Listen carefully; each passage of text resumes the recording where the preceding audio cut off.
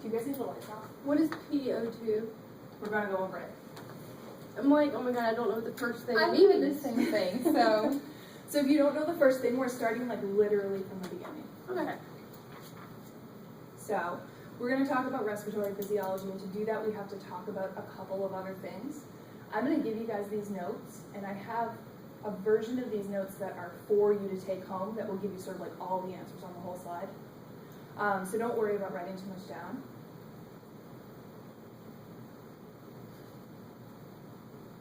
There we go.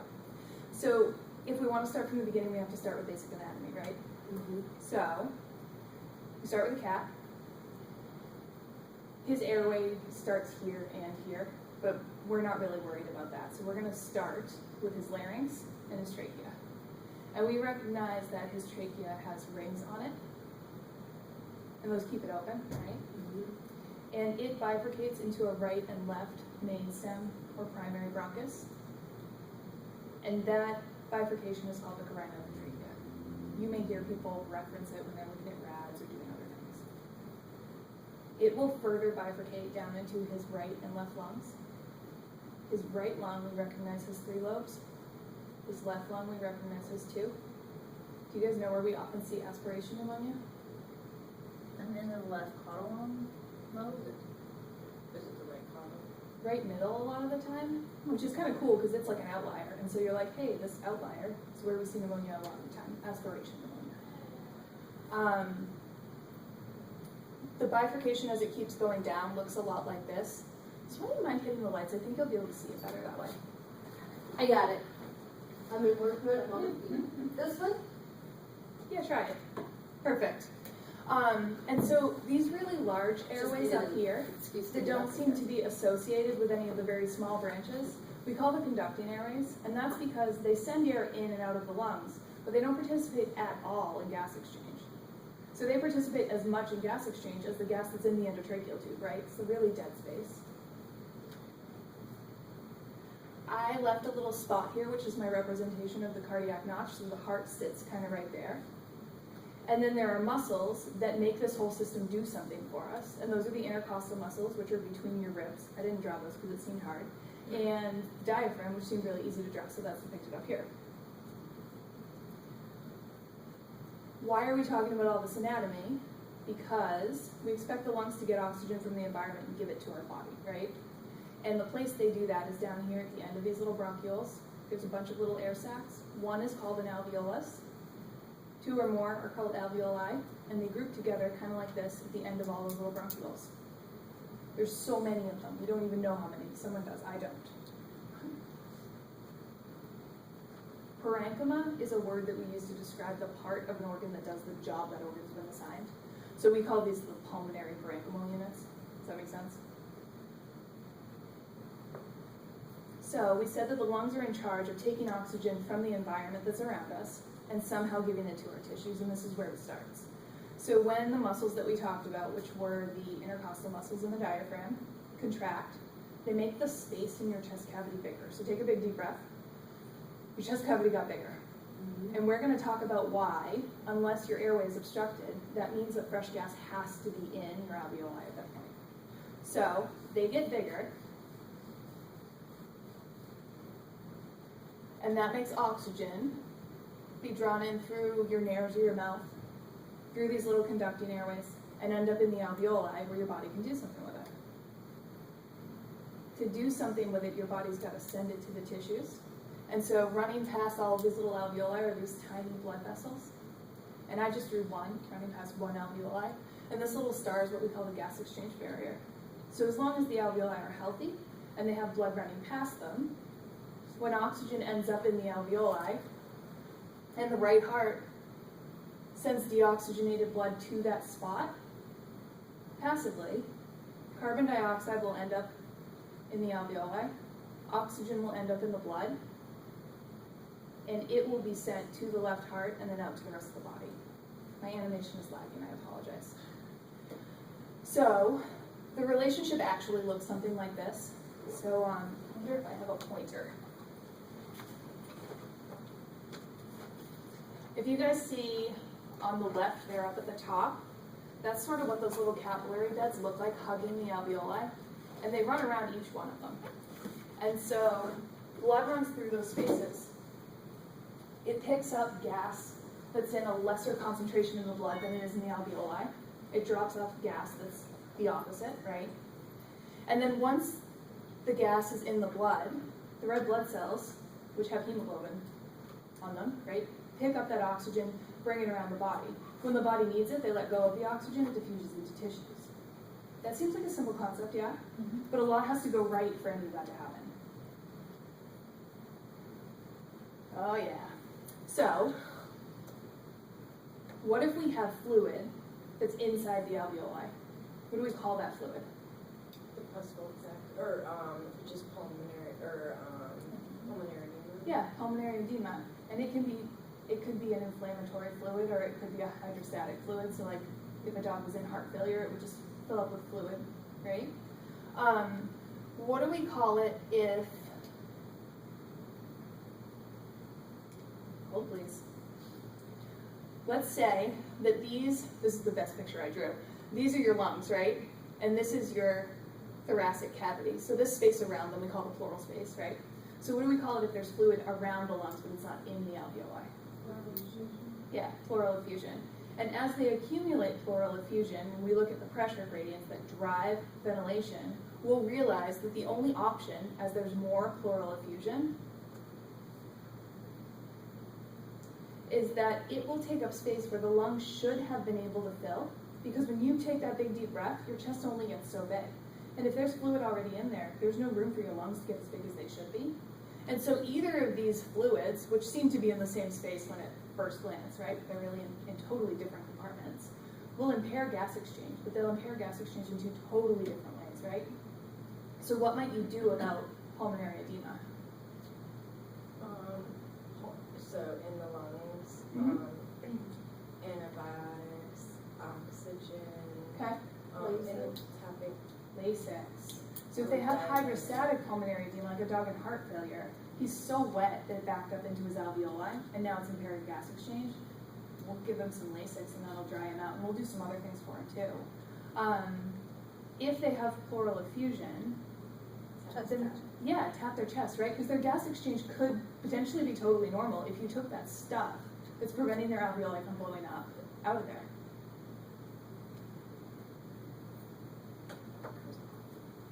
So, to figure out how all of this goes right, we have to talk about cardiopulmonary circulation, which I know we all wrote all this stuff down on a test and then promptly tried to forget it. The thing that's really frustrating about it is that it's easy to figure out that blood will go from the heart to the distal extremities and back to the heart. That's a linear relationship. When you try to look at this picture over here, I think it becomes really frustrating because you're looking at an organ that's accepting blood from and sending blood to two directions all the time. It's like, make up your mind, which way are we going, right? So I'm going to take that part of the equation out and make this really easy.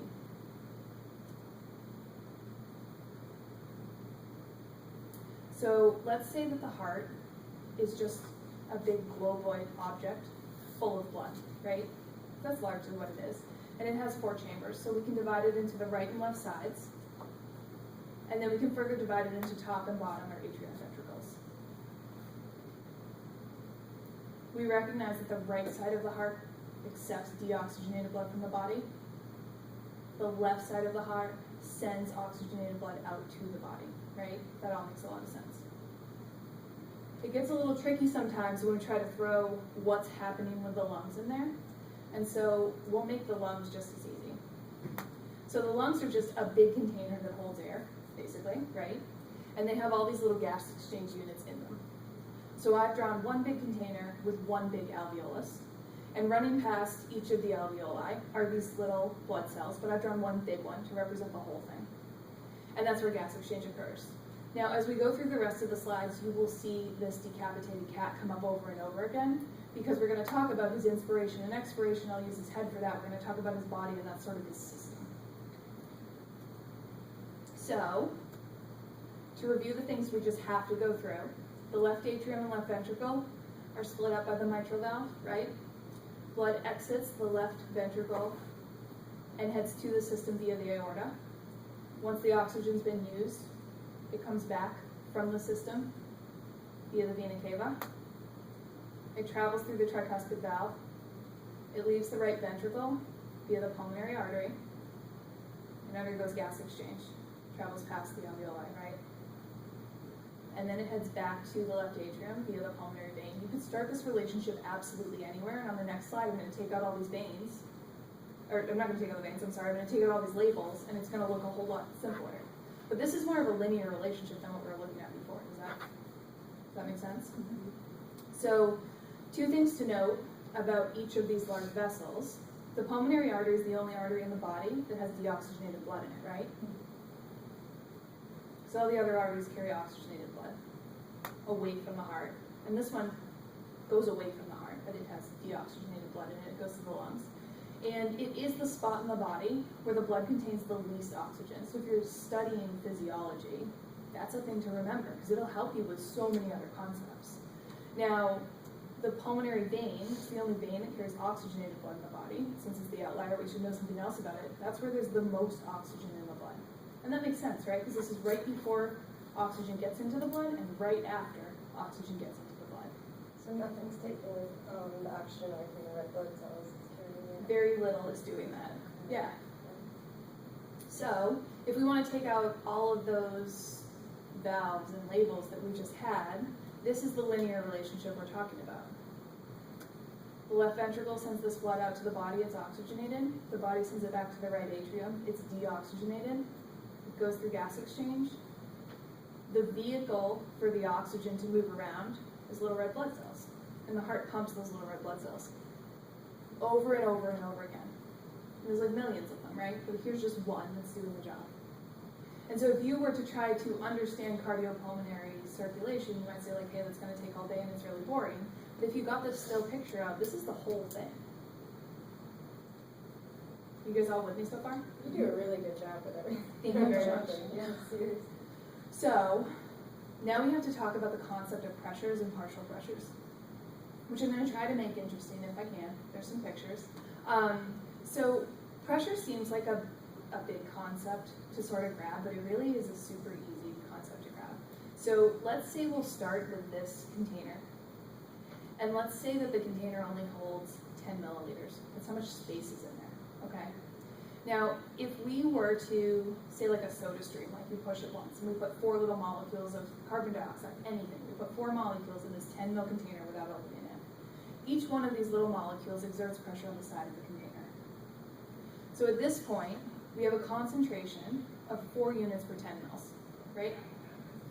If I were to add another 3 little molecules, they would each exert pressure on the side of the container. And at this point, we have a concentration of 7 units per 10 mils. And in veterinary medicine, we can totally understand concentrations, right? So this makes a lot of sense. Here's your rule as we move forward. If you increase the concentration in a container, you increase the pressure in the container. So if you see pressure and you're like, well, I'm not really sure what to do with that. Pressure, partial pressure, think concentration. So concentration, partial concentration. It's part of a whole, really. So that's our rule, and we'll follow it through. I think I actually breezed past rule 1, and I apologize, but you guys are probably aware that gases will move from an area of high concentration to an area of low concentration. So that was rule 1. This is rule 2. There's a rule 3 that I honestly made so light, I hope you can't read it. I'm going to say it to you once, we're going to forget about it. Those are all the rules in this whole thing. So if you can remember those 2 things when I ask you questions, you'll be able to answer them. We recognize that atmospheric pressure where we are, so at sea level, is 760 millimeters of mercury. Have you guys heard that before? Okay. The other thing to note is that the atmosphere is huge, huge, huge, huge, right? And so if we were to put a few molecules of something in or take a few molecules out, or each of us were to do that, it's not really going to change that pressure, whereas it would in this tiny, tiny container. So that's something to realize as well. So, we've talked about sort of what pressure is, and now we have to talk about how pressure gradients make ventilation happen. Because without these pressure gradients, you don't breathe at all, regardless of if your diaphragm moves. Without these pressure gradients, you wouldn't get any air. So let's say we have this container, and we said that if we have an increased pressure, we have an increased concentration, and vice versa. right? So however you guys want to think about it, and do you have a preferred way that I talk about this? No. However you want to think about it, that's the rule. Let's say we increase the volume of this container. So the volume of the container grows to 12 milliliters, but there's still only 7 things in it. So now the concentration in this container is 7 units per 12 mils. If we increase pressure, if we increase concentration, we've increased pressure, right? So what happens if we decrease the concentration? We've decreased the pressure, right? So that's the whole thing. That's the whole concept. So far we've been talking about a closed system, so like a bottle with a stopper on it. And we can put things in and take things out, but it's not happening passively. And now we're going to talk about the lungs, which are not a closed system, right? Because they communicate with the outside air via our airway unless something goes wrong, or we intubate an animal and stop that. So,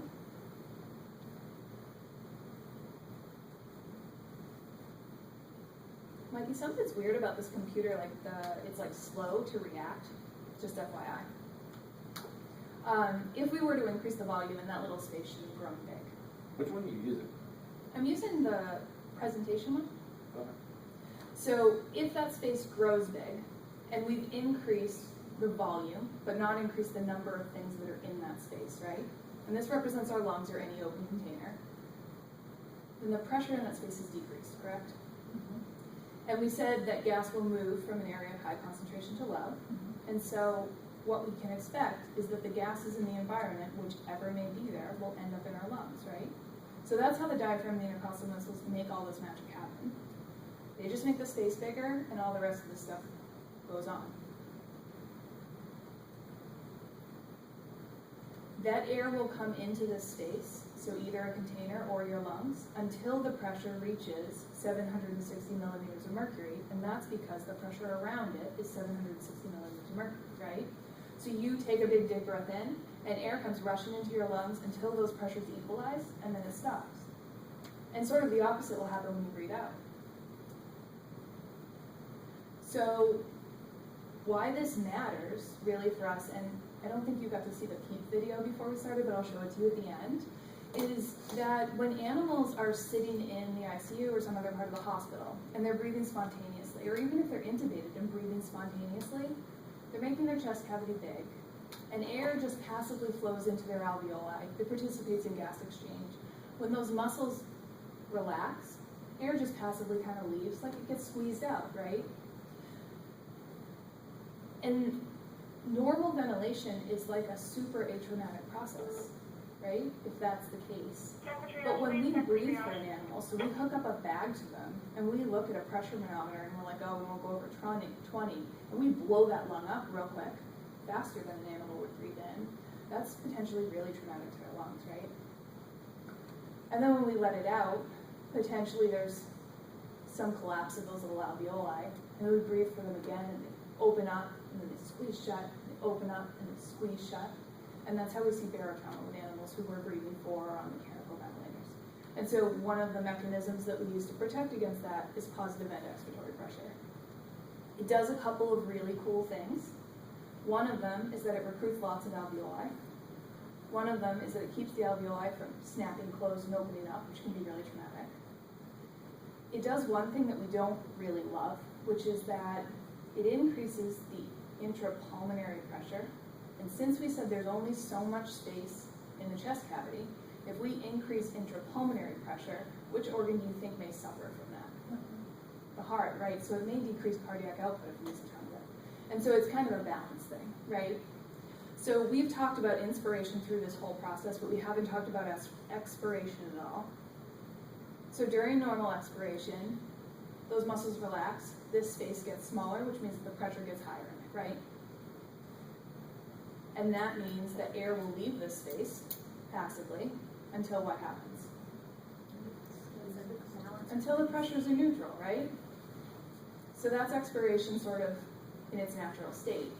If we want to employ P, generally speaking, we have to put a cuffed endotracheal tube in there. And when they decrease the space, or we let the space in their chest decrease, and the pressure increase, gas will flow out, and we can stop it And generally we'll set PEEP at something like 1 to 5 millimeters of mercury, so just a tiny bit of pressure. But instead of the pressures equalizing 760 and 760, we'll keep it something like 761 to 766. And does it make sense that these tiny little air sacs, which may have closed before, now stay open because they have that little bit of pressure that keeps them from collapsing? So that's like the short and dirty of what PEEP is. And we could talk about it for an hour, but we're going to talk about a couple more things that you guys will use more often. I know you missed the video on that. So is this just something that doesn't let when you ventilate and then, so breathing for them and not breathing for them, is this something that kind of just keeps the pressure in the lungs? Yeah, so there are a couple ways we can do it. The one that you probably run into most often is if they were on a mechanical ventilator, it's as easy as just turning a dial and it'll set PEEP. If you were in a tent in like the third world and for some reason you wanted PEEP, you could literally take the expiratory arm of their breathing circuit, stick it under the number of centimeters of water that you wanted PEEP, roughly, and get the PEEP. It's just pressure, right? Okay. So the pressure's higher in that bucket and air comes out until it hits that pressure and then it stops. The other thing we have out there that we don't use very often is a PEEP valve. And so we have this magical little piece of plastic that will keep the PEEP at, I don't know what it is, 2 to 3 or 5, whatever it is out there. For a while, people thought in veterinary CPR, like PEEP was the most magical thing. We were putting it on every patient in the world. And then we realized what detrimental effects it might have on cardiac output, and we decided in that situation, sometimes it's a good idea, it really is, but sometimes it's not such a good idea. If they're just respiratory arrest, is it okay and the cardiac's fine, or? I think that that's probably diving a little too deep, Okay, but we can absolutely talk about it. So- PEEP is millimeters of mercury versus millimeters of water, centimeters of water, excuse me. Well, so I asked Lisa that today, I asked how she thinks about it. You could do either. So at the end of this lecture, there's like a little appendices and it has a couple of charts and it also has that conversion. So a millimeter of mercury is like 0.73 something centimeters of water. And so if you were to want to move back and forth, depending on how your ventilator was talking about it or how you wanted to talk about it, you could do that conversion. That conversion also comes in really handy. Back in the day, Mike and I can remember when we wanted to know what an animal's CVP was, we used like a ruler with water in it. I've done that. Right. Now, you might use one of those Surgivets. And the Surgivet will tell you that the CVP is 7 millimeters of mercury. And your ruler might tell you that it's 10 centimeters of water. And they're both right, because that conversion is available, but they don't convert 1 to 1. So, we've talked about pressure, and I think we all totally get what it is, right? Now we have to talk about partial pressures, which sounds a little bit more complex, but it's really not, because it's just partial concentrations, right? And so we've said that if we have a container that's open to air, it will have the same pressure and the same gas mix as the area around it, right? That totally makes sense. Do you guys know how much of the air in this room is oxygen? Obviously, it's not all of it. 21%. 21%, right? And what else is there? Carbon dioxide. Nitrogen. Nitrogen. Yeah, so a tiny, tiny bit of carbon dioxide and a whole lot of nitrogen. Okay. And then there's some other stuff there that we don't even care about, just like Pollen. what? Pollen. And then, yeah, the trace That is would really fall under pollen in trace. Charleston. Absolutely. Farts. So here's the other rule, and you guys absolutely don't need to remember this one. This, hopefully, is so hard to see that you'll just forget it was there after I say it out loud. So, a very smart man named Dalton told us that the total internal pressure of a container will always equal the sum of the individual pressures of the gas within that container. So the pressure in this room, or it's easier to think about this little container, right, equals the sum of the gases that are in there. And if we said that the pressure within this container is 760 millimeters of mercury, and 21% of that is oxygen's fault, then we know that the pressure of oxygen in this room is 159, whatever, it's 160, right? That becomes really important when you guys have an animal out there who's in respiratory distress, and every 6 hours or every day, or if they're on a mechanical ventilator many times per shift, you're drawing an arterial blood gas to try to figure out if he's getting better or not. Do you guys care a little bit about this? Yeah, okay, we're in a good place. So this is probably what you would end up looking at in a textbook. And it gives you the partial pressure of oxygen and carbon dioxide in a bunch of different spaces. Don't study it, it's boring. The things that you look at on a daily basis are these. So you look at the partial pressure of oxygen and carbon dioxide in either venous or blood gas, venous or arterial blood gas samples, right? And then when Sonia hands them to you, you're like, oh, this looks good or bad. You hopefully hand it to Kristen and try to forget about it, right? So what they're doing with it once we walk away is they're comparing this number to this number, most likely. The only way for us to figure out whether the lungs did the appropriate thing with the oxygen we gave them is to know how much oxygen we gave them, right? And these concentrations that we talked about first, these concentrations are all in millimeters of mercury. So you have to know what the PO2 in the airway or the room we're in is if you want to compare them. Does that make sense? So I honestly don't think that it's really a great use of time to like try to memorize this unless someone's going to test you on it. You can keep this like as a note card cut out in a drawer, and if you ever need to know what that number is, there it is. But now that you know how to get it, it's probably a lot less confusing to use it and a lot easier to defend what you're doing with it if somebody asks.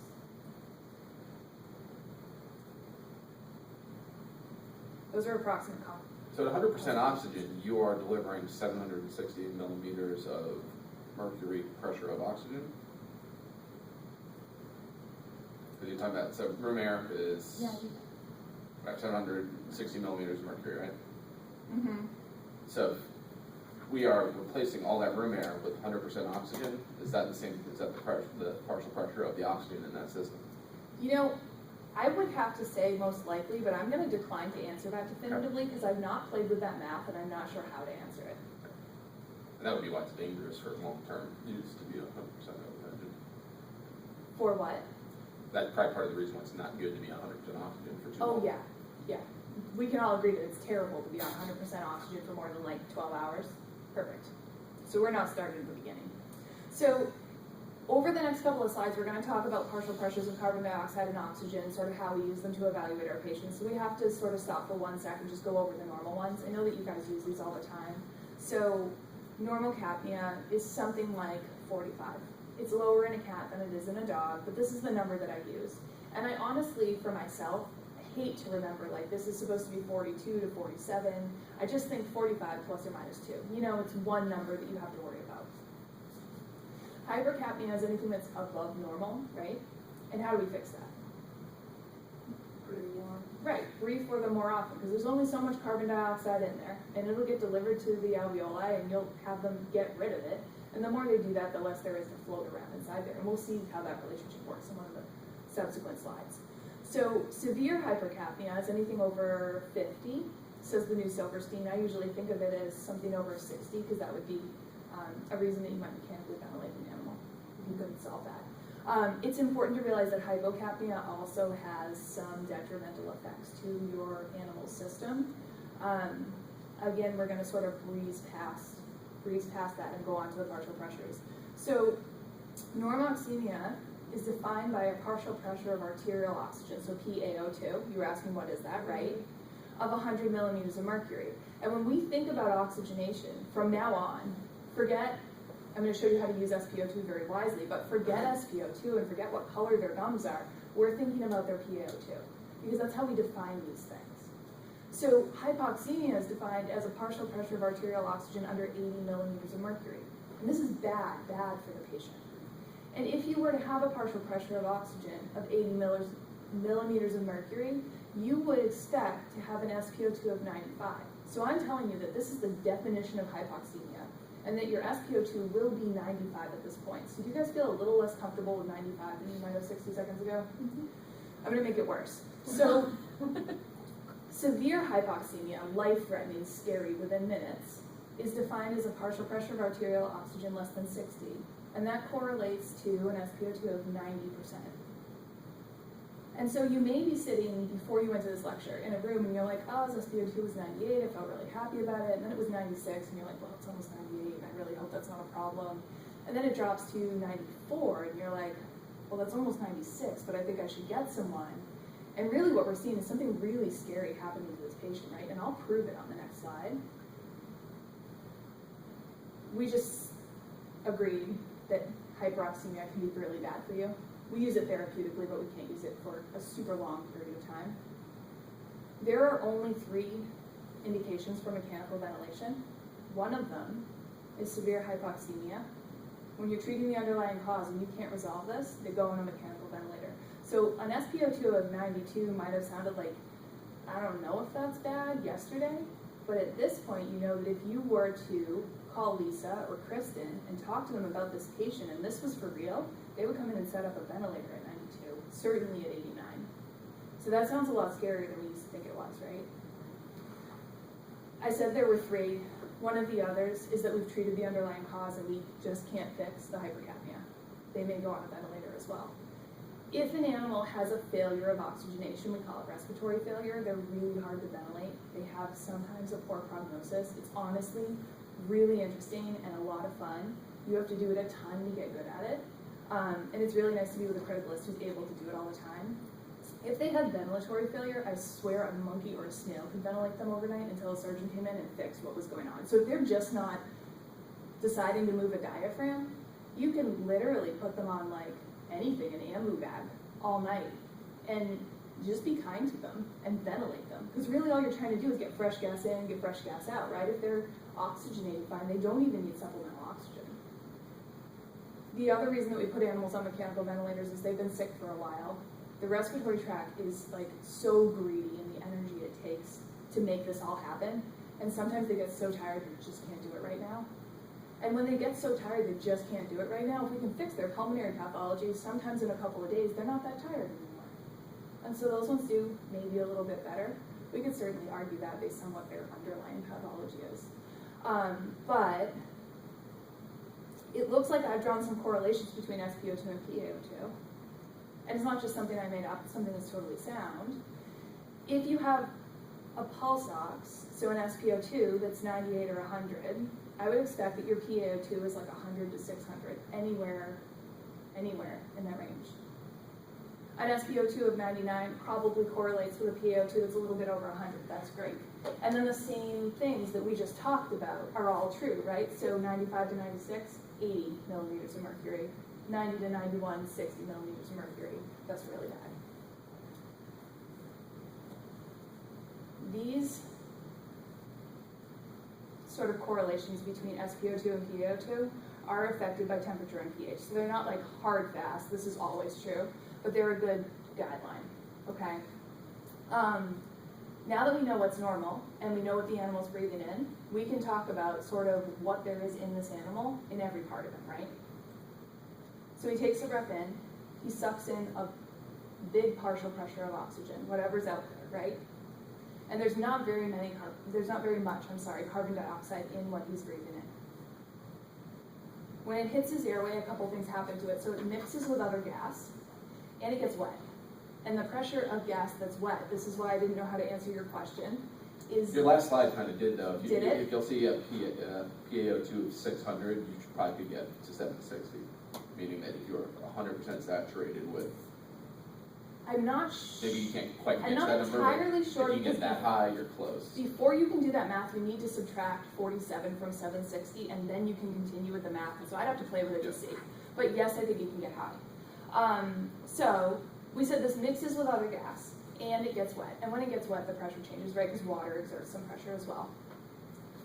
If it gets into healthy alveoli with blood supply running past them, oxygen should diffuse into this space, right? Because the partial pressure of oxygen that he breathed in was really high. The partial pressure of oxygen in the deoxygenated blood is obviously low, right? Mm-hmm. And so the oxygen will jump into the arterial circulation, and either right next to his left heart or very far away from it, if it's in arterial circulation, you should see that partial pressure of oxygen fairly well preserved. And so it'll then encounter his tissues, which have a relatively low partial pressure of oxygen, right, because they're using it up, and a relatively high partial pressure of carbon dioxide, because they're giving that off while they do it. And that CO2, because it's in a high concentration in the tissues, will diffuse into the blood. And what we'll see in the venous circulation is that that CO2 is pretty well preserved as it goes through the right heart and then back out to the lungs. So now the CO2 is high, the PO2 is low, right? And it reaches the alveoli again, at which point CO2 ends up in the alveoli. It leaves through those conducting airways, and you get a lot of CO2 on expiration. The other thing you might notice is that there's a lot of oxygen there. Someone's like, what? So one, we said that those conducting airways, your endotracheal tube, any of those lines that are on it, don't participate in gas exchange, right? And so you're breathing in 160 and you're breathing out, let's say 40 for argument's sake. They mix together. The other thing is that, look, you're breathing out some oxygen. You're not using some oxygen. So we have more than we need. It mixes with other gas and a bunch of it comes out. Once that CO2 gets out into the atmosphere, somebody uses it, right? We know who uses it? Plants. Yeah, we're totally good at kindergarten. So it goes out there, plants use it up, it comes back very low. Again, right? The only thing that I didn't put on here is that in the alveoli, there's a partial pressure of carbon dioxide of like 40. And you might be like, hey, that didn't come in with the gas. But we represented this as like a linear relationship, right? It comes around like a figure 8, but it's really not one. It's the continuous processes the body are going through. And so there is some carbon dioxide that's always going to be in those little alveoli. It's coming out and it's going in. It's not a one-way street. This is the reason that when you draw an arterial sample to evaluate oxygen, you can also evaluate carbon dioxide in it. So you don't need two samples to sample those two gases, right? You can get it all out of arterial.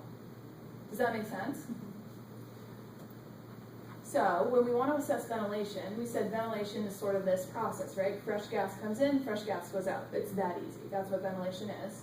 And the way we do that is by looking at how much carbon dioxide is around. And it makes sense that we could do that in a couple of different places. So if the animal is intubated, and you can stick a capnograph or a capnogram on the end of his endotracheal tube, you can measure the end tidal carbon dioxide. And that just means the carbon dioxide at the very end of him expressing his tidal volume. So the tidal volume is how much volume the lungs will hold, right? He breathes out at the very end of it, that's when the concentration will be the highest, and so that's when we measure it so that we can evaluate it and sort of talk to other people about what we're seeing.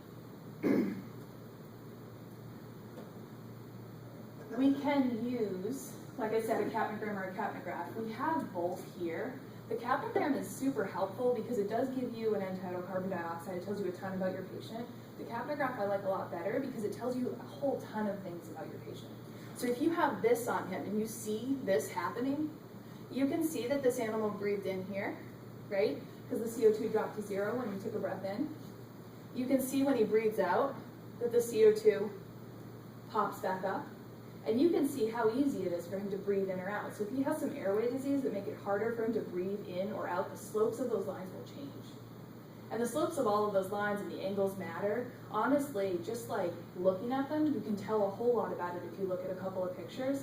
The other thing that it's super duper helpful for is if you have an animal who's like, say, critically ill, or he came in through emergency, he's really, really sick, he's on the table, and you have him intubated and you have this on him, and you're breathing for him at a steady rate, steady pressure, so we'll assume it's the same volume, and you see a precipitous drop in his CO2 like this with every breath, do you know what's about to happen?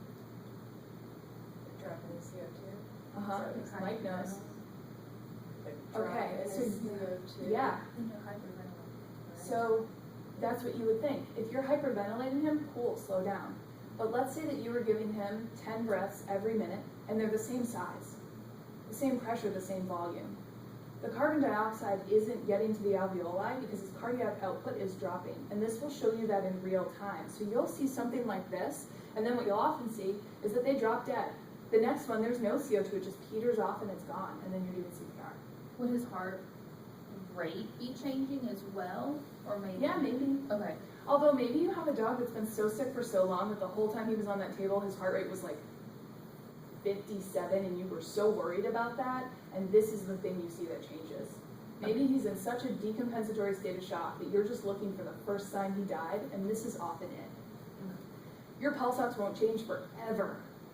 Your pulse ox will stay as long as there's anything under that probe. You know, sometimes you put it on a towel, it says 98 for like 9 minutes.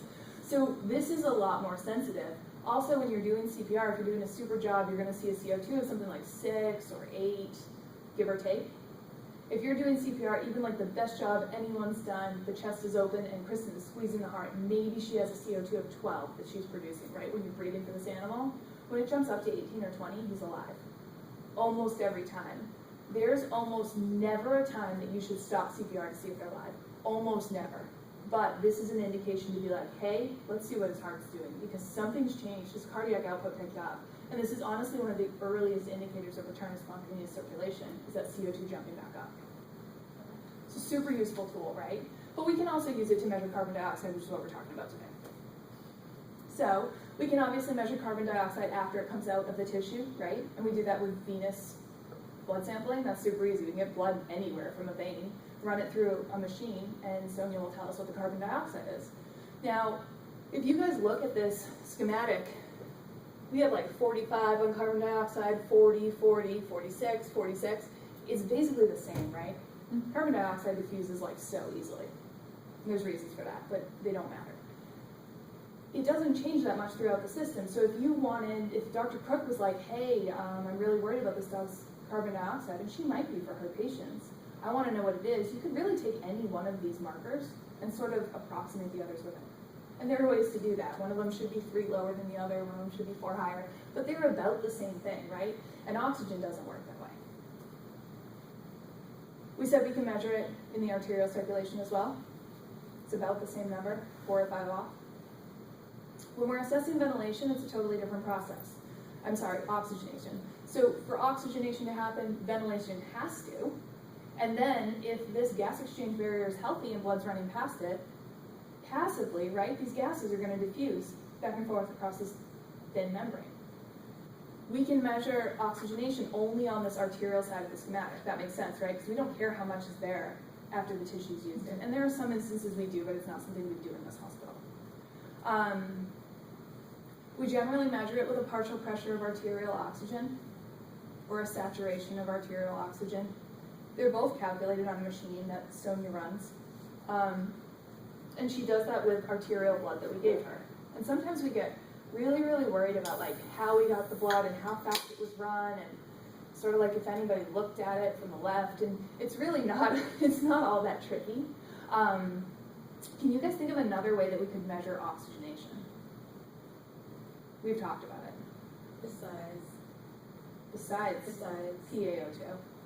Besides SpO2? SpO2, right?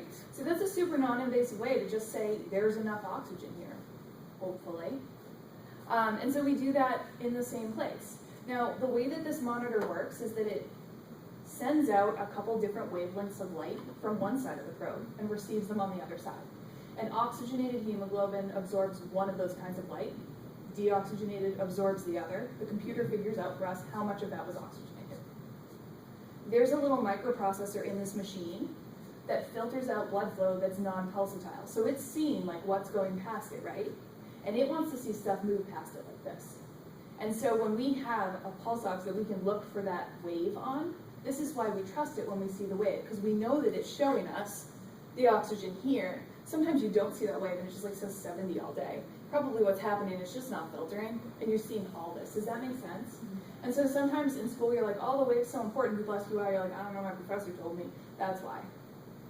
Now, oxygen, hemoglobin has different affinities for oxygen in different environments, which is kind of tricky. It also has different affinities for, yes? When you talk about the waves on the pulse ox, is that similar to where it says like signal strength? Is that the same idea? Yeah. So if you like where it comes up and down. Mm-hmm. Okay. Hemoglobin has also different affinities for oxygen in a horse than it does in a cow, and it does in a man and a sheep. And the latest Silverstein actually put this, I don't know why this would be useful to anyone, but it's actually, I thought, super cool. There's like a monkey and a person on here, and it shows you their different curves. You can study the hemoglobin oxygen dissociation curve, which is what this is called, like all day if you want to. There's only 3 things about it that matter, and so I'm going to tell you those 3 things and we're going to move on, okay? The punchline's already at the bottom of the slide. The SpO2 will never fall below 100% until the PaO2 falls below 120. It never ever will, trust me on that. And I'm going to prove it to you, okay?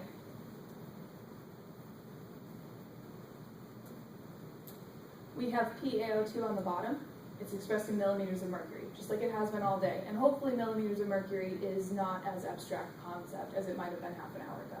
The SpO2 is expressed in percent, so parts per hundred. The normal curve is sigmoidal. For argument's sake, it looks something like this. I told you that if they have an SpO2 of 98%, that they have a PaO2 of something like 100. And if they have an SpO2 between 98 and 100, I don't really care where it lands on this curve because that's normal for them, right? It'll get oxygen to the tissues that need oxygen. If they have an SpO2 that's slightly lower, so let's say 95, it hits this curve and it ends up at 80. If they have an SpO2 that's just a little tiny bit lower, right, 91, when we look at the relationship with PaO2, we see severe hypoxemia. So an animal that needs a ventilator. An animal that certainly needs therapeutic intervention right now. Potentially he doesn't need a ventilator. The three things that are important to realize about this is that at this part of the curve, very, very small decreases in percentage points represent huge decreases in partial pressure of oxygen, right? The other thing that's important to realize is that at this part of the curve, so if they're breathing supplemental oxygen and we expect that their PaO2 is more than 100, this is a very poor indication, actually no indication of what's happening with a PaO2 between 101 and 600, right? We have no idea what's happening. And then the third thing was the punchline.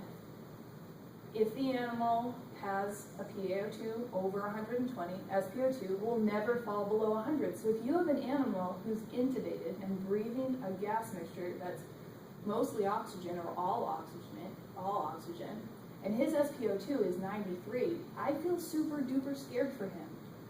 Do you guys feel scared for him? Okay. Do you know exactly why you feel scared?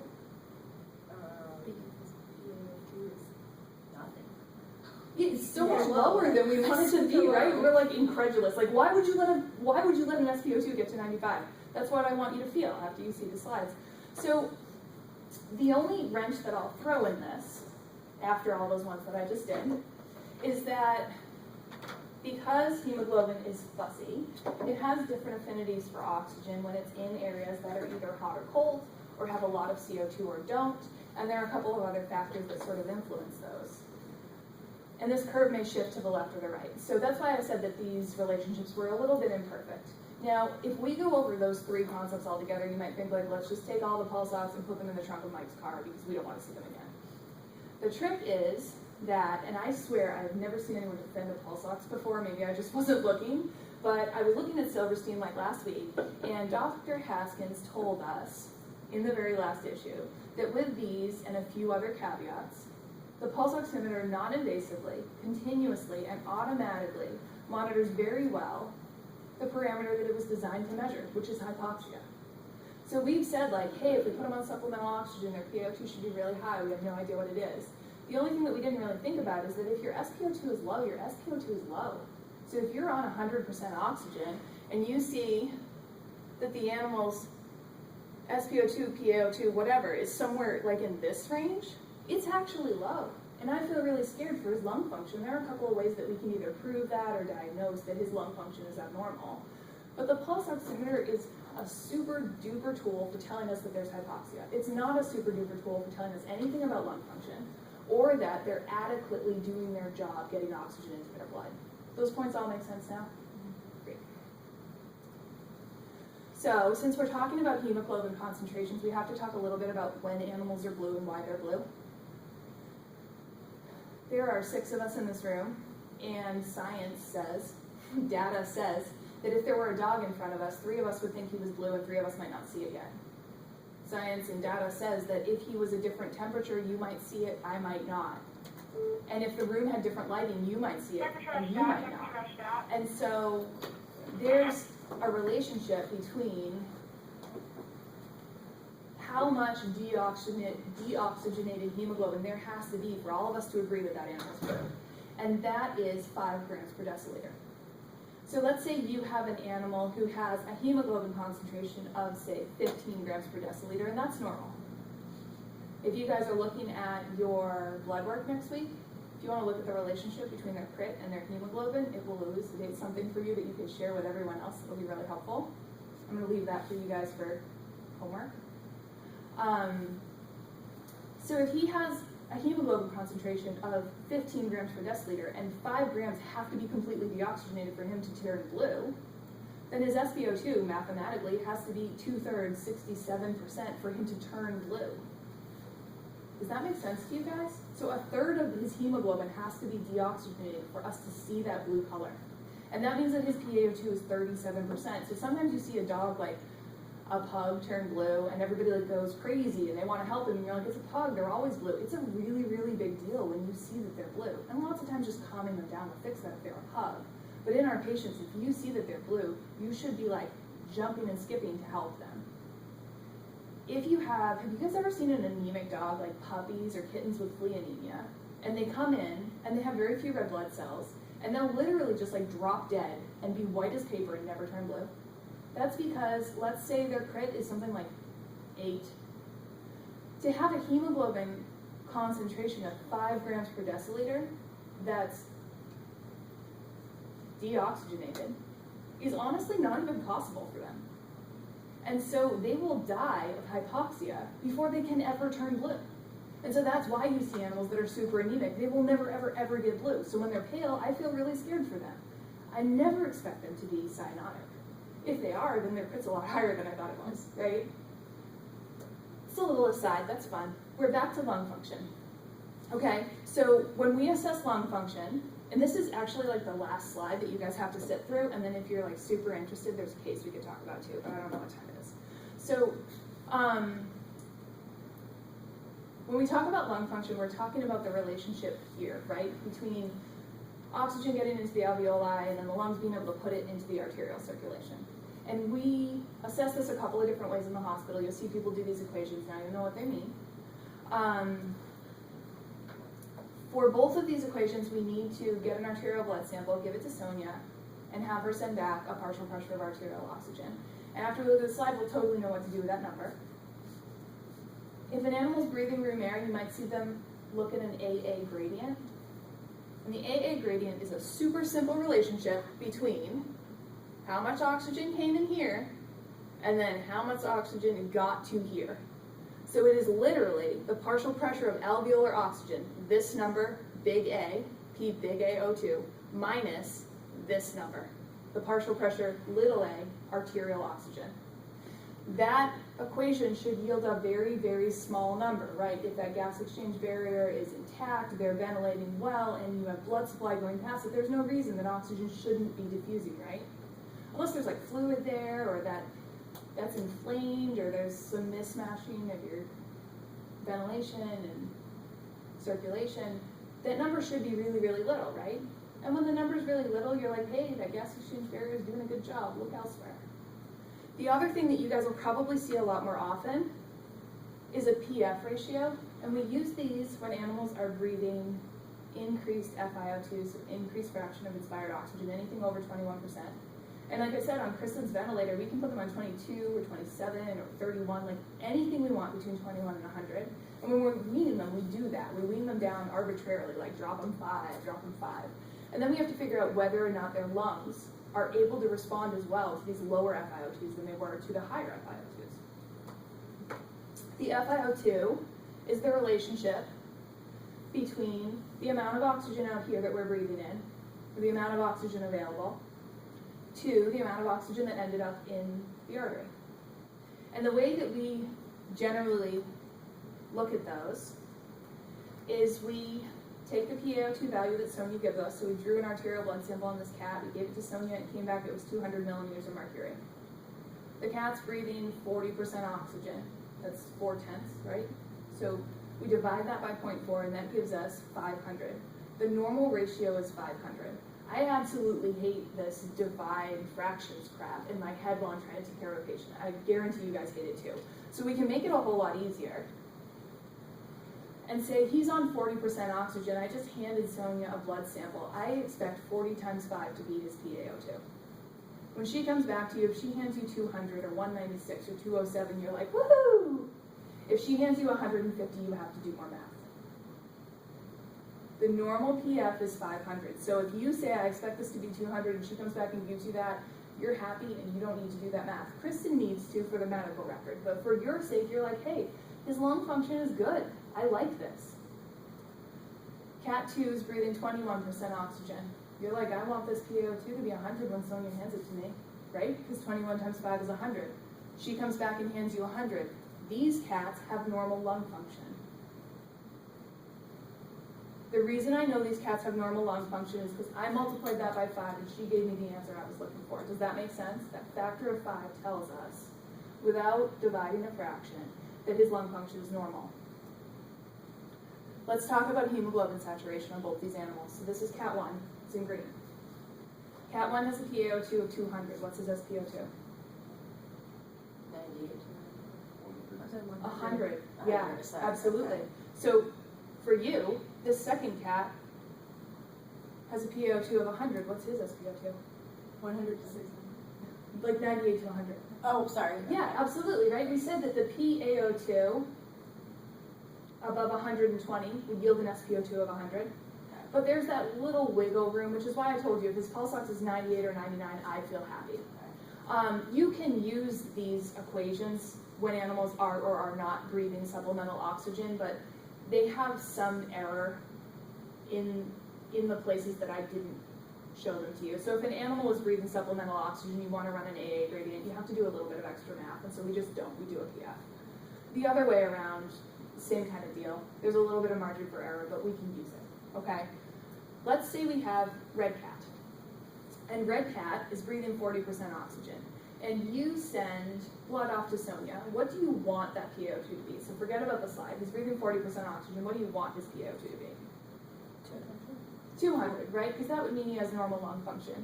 So Sonia comes back to you and she hands you this piece of paper that says 120 on it. You're like, oh man, I'm going to be here all night. So now you have to solve for this hole in the equation. If you want to do that, you can do that. If you don't, I'll tell you. The answer's 3. Right? Yeah, it's not tricky. So this animal has a PF ratio of 300. Does that make sense? The normal was 500. This animal has a PF ratio of 300. A PF ratio of 300 is consistent with acute lung injury. This is like really, really super scary for him. A PF ratio of 200 is consistent with ARDS. Somewhere like 400 to 500 I feel really great about. Where's this animal's SpO2 going to be? 98 to 100. Yeah, right? His SpO2 is like totally fine.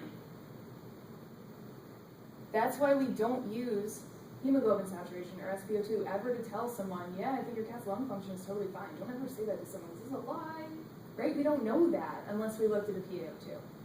Does that make sense? Cool beans. These are the books I would have you read if you felt like any of this was cool. If you have nothing better to do, we can talk about a dog who's like actually sick and apply all this stuff to him, but honestly, it's like 7 o'clock and you guys should go home if you feel like you want to do that. If you have questions, I would be happy to entertain them. I have a question. Yes. A couple weeks ago, we had a bulldog that came in, and it was in respiratory distress, and we had him in oxygen, and pink and pretty, and I understand what we just said, but we couldn't get him to have an SpO2 above like 95, and it was kind of more or less marked off to he's still really pink and pretty, and he's a bulldog. This is probably the highest we can get him. So the really tricky part about the question that you're asking me, and I won't make you guys think about all these slides, but when we have an animal who's in respiratory distress, I'll go to like the punchline of this dog. I gave you guys a lot of physiology and a lot of ways to make him feel better. And at the end of the day, if you'll notice, he has like all of these drugs that are helping him. He has Lasix and he has an increased FiO2, but I also put that we have to discourage stress for him. And so if you think about how much oxygen does one of us need right now, not that much, because we're all like totally relaxed, we're eating cookies, we're drinking juice boxes, like we're totally cool. Our tissues just don't need a lot of oxygen. But if you were to like put a spider next to me, all of a sudden I would like run into a wall, I'd hurt my face, I'd be so upset, and I would be like, I need more oxygen, right? And so it's really hard when you have like a brachycephalic dog that just doesn't like people it doesn't know to honestly like calm it down and try to get any of those tests to work. And if I were to have an animal who was in respiratory distress really for any reason, I would try to put him in an environment that was quiet, where nobody was going to touch him if he didn't want to be touched. I would give him supplemental oxygen, and then the third thing I would do for him is try to reverse the underlying pathology that put him in respiratory distress. These are the only three things I would ever do to that dog if I was scared for him. And if you think about a dog like a Weimaraner or a bulldog, you can't do those things. You can just never do those things for him. So without being there, it's hard for me to give you sort of exactly what's happening. But I think some of these rules are really helpful. That's tricky, because ideally you would do an EBG and get what the PaO2 is, but that is probably the most stressful thing you could ever do for that bulldog. If you're For the bulldog, yes. But if it was a Doberman and DCM, he's like laying in a cage with a bunch of nasal cannulas in, get a PaO2 and he'll be like, did that hurt? I don't care. Not a problem, and you can totally evaluate that. But sometimes, honestly, if like radiographs are not therapeutic, getting a PaO2, getting an SpO2, none of that's therapeutic. So if you're like, this animal's gonna check out on me, then just giving him some quiet time and some oxygen, as long as you've understood already what the pathology is that's causing that problem, you can give him those things and try to help him with it. We do radiographs, we do all these tests because we have to figure out what's wrong with him, because an animal who's in septic shock is very different in his needs for supportive care and therapeutic intervention than an animal who's in cardiogenic shock, right? And so sitting either one of those in oxygen in a quiet place for an hour would mean you'd have one less patient to take care of. But if you know what they need, so one of them needs some antibiotics and some fluids and probably pressors, and then the other one needs exactly the opposite, right? Some oxygen, some Lasix, probably an arterial dilator and a positive inotrope. If you can give them those things and leave them alone for a little while, they feel so much better, and then all of a sudden you can do all of these gold standard diagnostics as long as, you know, money, time, the patient status allows. How reactive should you truly be in an anesthetic situation with an otherwise healthy pet that the SpO2 is reading marginally low, 95, 96, 97? I think, First line reaction type. yeah, so I think like, are we talking brain reaction or like you're jumping around to change stuff? Because I think your brain should start moving, like what's going on here? Because there are a lot of things that could be going on, like maybe your monitor is not working. Right, so, Maybe where's the starting point Yeah, that you so- recommend? So like wetting the tongue.